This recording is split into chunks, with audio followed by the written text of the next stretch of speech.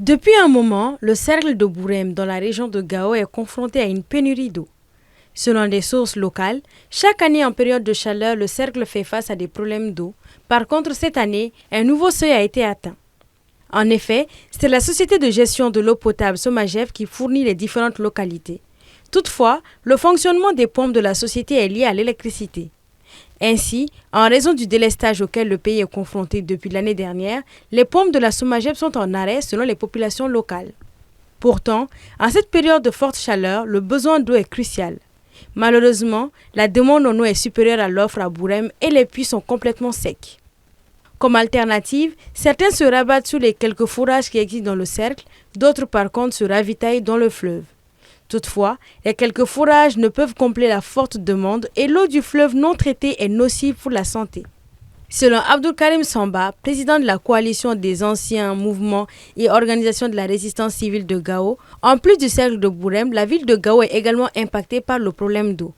Toutefois, à la différence de Bourem, Gao dispose de plus de forages qui aident à dépanner. Dans certains quartiers de Gao, aujourd'hui, on n'a pas l'eau, que ce soit certains quartiers, le château.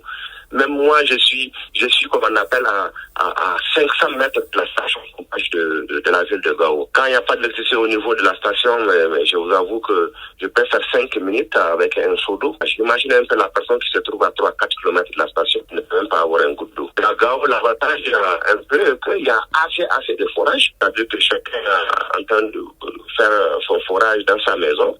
Les voisins qui n'ont pas de moyens peuvent se ravitailler autour de ce forage-là. Il y a aussi des forages qui ont été construits par les organisations humanitaires qui fonctionnent.